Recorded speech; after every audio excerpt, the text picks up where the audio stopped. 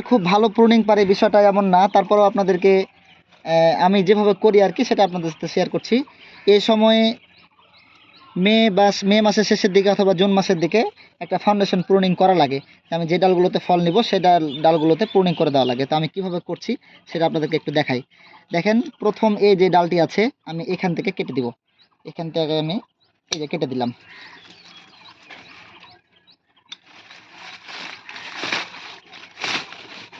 তারপরে এই পাশের ডালটা থেকে আমি দেখেন এখানে একটা সুন্দর একটা বার্ড আছে, এখান থেকে আবার নতুন ডাল বের হবে, এই জন্য আমি এখান থেকে এটা কেটে দিলাম।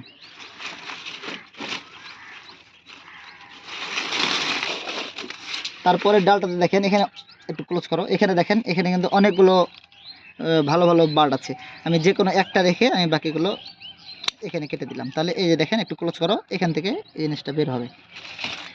পাশে আমি এটা রেখে আমি এখান থেকে কেটে দিলাম। তারপরে এটা মোটামুটি ভালো আছে, এখান থেকে বের হবে। আবার সামনেরটা যদি দেখেন এখান থেকে বের হবে, এখান থেকে কেটে দিলাম। পাশে আমি এখানে রেখে এখান থেকে কেটে দিলাম।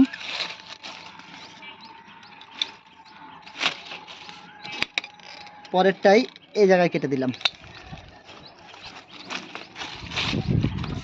এবং এইটাই দেখেন একটা জিনিস, এটা কিন্তু নিচ দিয়ে একটা ভালো বার্ড আছে, এই জন্য আমি এখান থেকে কেটে দিব।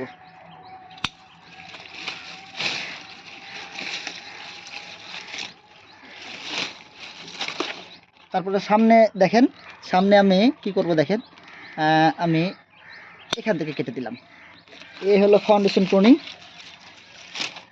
দেখেন এই যে এখন এই আমার এই মূল ডালটা যত মোটা হবে তত আমার ফলের গঠনগুলো ভালো হবে। হ্যাঁ, এখান থেকে নতুন ডাল বের হবে, এখান থেকে নতুন ডাল বের হবে। এই ডালটা আমি সামনে ফেব্রুয়ারি মাস পর্যন্ত এই ডালটাকে বড় করব, বা ডালটা যেভাবে যাবে পরবর্তী আবার ফেব্রুয়ারি মাসে আবার তখন ওই 2টা 3টা করে বা 4টা করে বার রেখে রেখে আবার কেটে দেবো, ওগুলো তখন ফল আসবে। এইভাবে আমি প্রুনিংগুলো করে থাকি। যদি ভুল হয় তাও আমাদেরকে জানাবেন, আর সঠিক হলে তো আলহামদুলিল্লাহ। সবাই ভালো থাকবেন। আসসালামু আলাইকুম।